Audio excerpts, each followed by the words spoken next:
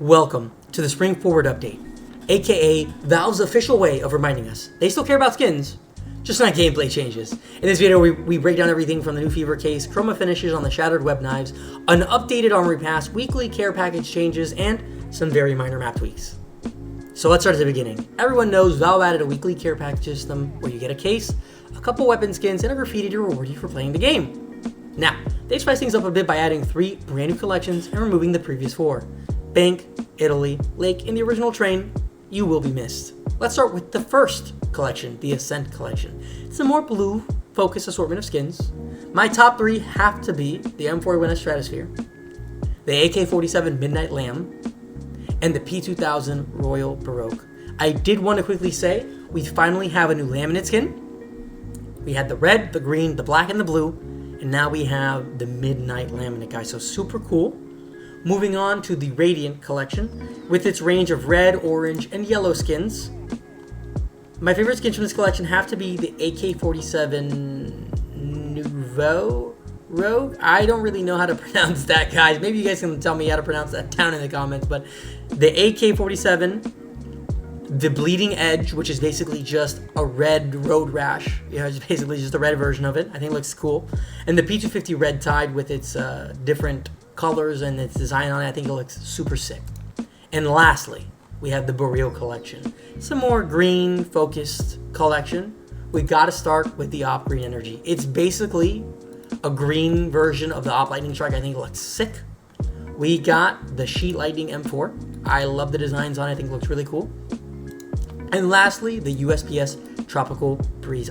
Again, I just love the design on it. I love the colors on it.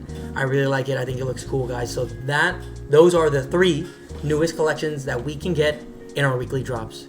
Moving on to the Armory Pass. The Armory Pass looks a bit different these days, guys. We now have 2 cases, with the Fever case being the newest addition, and we have a new limited edition item with different variants.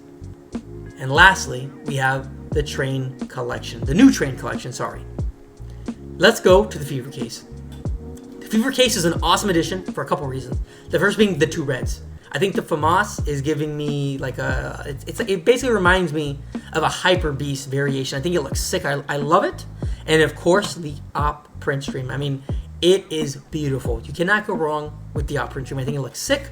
And now we have our 3rd print stream skin. We have the USPS, the M4A1S, and now we have the Op. So if you're a CT, if you want to go full print stream, you now have the ability to do that, guys. So super cool.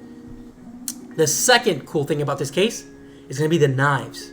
The Shattered Web knives finally have a chroma finish, guys, which has been a long time coming, so very happy to see we finally got that in the game. And then I just quickly wanted to say, you guys may have seen clips where people were unboxing a ton of sapphires and rubies, and I want to say Valve came out and confirmed that that was a bug, but it has been patched now.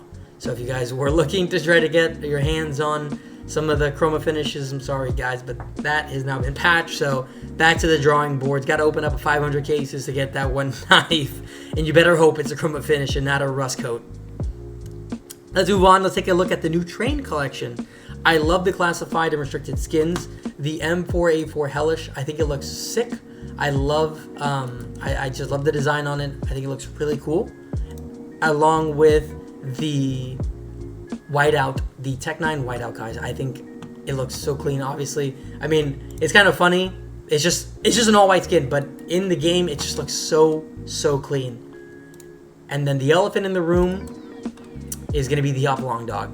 And the reason I say that is because I don't see the hype around it. I think the colors are cool. I love the black, the red, and the white. I think they really complement each other, and I think it looks sick.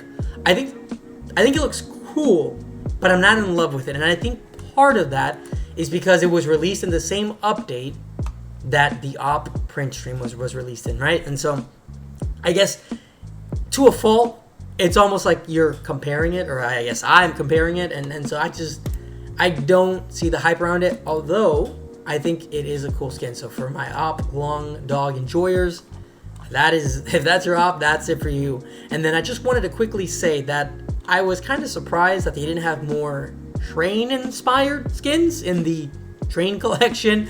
really the only two skins they have is going to be the Mac 10 Derailment, which I think looks sick. I love the artwork on it. And then the Late Night Transit, it's going to be the UMP.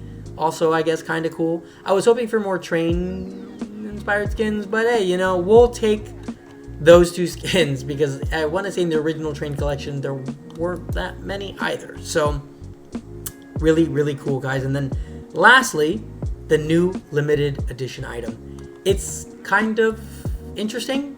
It's got variations of what you could get.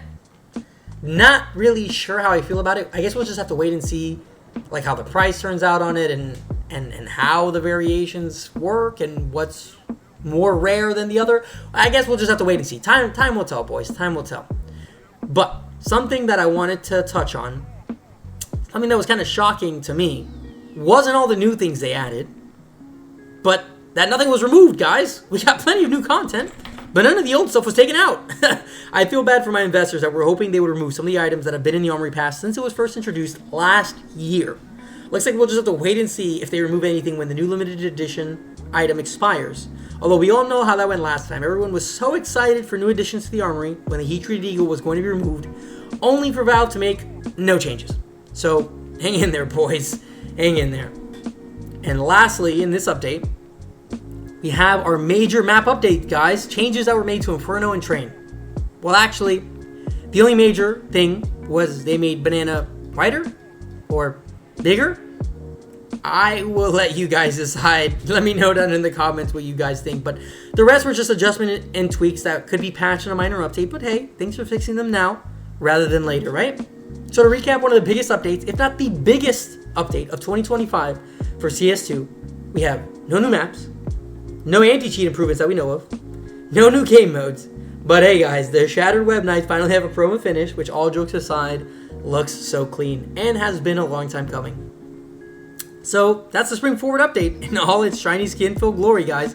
Valve basically said, we may not give you new ways to play the game, but we'll sure as hell give you new ways to look good while losing 13-2 to cheaters in a premiere match. Honestly, it's not the gameplay overhaul we were hoping for, but hey, if you're a collector, trader, or someone who just wants their knife to match their vibe, this one's for you. Let me know what you think down in the comments. Was this update a dub or just another cash grab? And as always, guys, don't forget to like, sub, and hit that bell so you don't miss any future CS2 content, assuming Valve gives us anything else to talk about that isn't tied to our wallets. Thanks for watching, and I'll see you in Q, probably in Banana, because it's huge now. All jokes aside, I'll see you guys in the next one. Thanks for watching. Peace.